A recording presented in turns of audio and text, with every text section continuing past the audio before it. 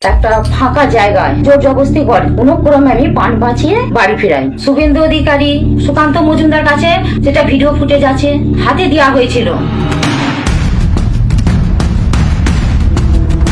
যেখানে ভারতীয় জনতা পার্টি সবসময় দাবি করে বেটি বাঁচাও বেটি পড়াও, সেখানেই ভারতীয় জনতা পার্টির একটি মহিলা কর্মী নয়নতারা অভিযোগ করলেন আরামবাগের আগামী প্রার্থী হিমন্ত বাগের ওপর। তিনি নাকি ওনার সাথে খারাপ ব্যবহার করেছেন। তো দেখুন ভিডিওটা। আমি ভারতীয় জনতা পার্টির একজন মহিলা কার্যকর্তা। এই পার্টি করতে এসে আমার সাথে খুবই খারাপ ব্যবহার হয়েছে। 2023 সালে আমি একটা বিজয় সম্মেলনীর প্রোগ্রাম থেকে ফিরছিলাম। সেই প্রোগ্রামে উপস্থিত ছিলেন আমাদের যে বর্তমান আরামবাগ বিধানসভার প্রার্থী হেমন্ত বাগ। ফেরার পথে উনি বললেন যে আমার বাইকে চলুন। তাই ওর কথা মতো আমি ওনার বাইকে উঠলাম।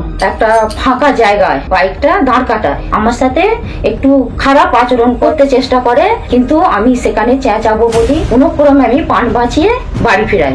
এই বিষয়টা নিয়ে বিমান ঘোষ, সুশান্ত ঘোষ, বিশ্বনাথ কারক, মধুসূদন বাগ যে আমাদের বর্তমানে বিধায়ক, ওনাকেও জানানো হয়েছিল। শুভেন্দু অধিকারী, অমিতাভ চক্রবর্তী, অরুণ হালদার, সতীশজি, সবাইকে জানানো হয়েছিল, কিন্তু সুকান্ত মজুমদার কাছে হাতে দেওয়া হয়েছিল। সেটা ভিডিও ফুটেজ আছে, মধুদার সামনে ছিল, কিন্তু থেকেও কোনো কাজ হয়নি। সুশান্ত বেরা উনি জেলা প্রেসিডেন্ট হলো, তখন লিখিত দিয়েছিলাম, রিসিভও দিয়েছেন, কিন্তু কেউ কোনো সুরাহা করেনি।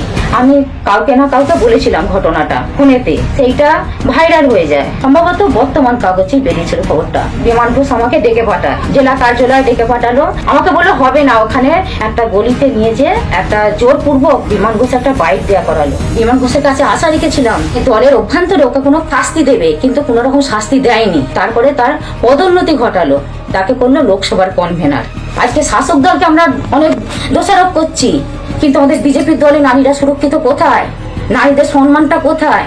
পুরুষ কর্মীর দ্বারা মহিলা কর্মী যদি এরকম মতন অপদস্থ হয়, তাহলে আমি কিভাবে এই পার্টিটা দলটা করব?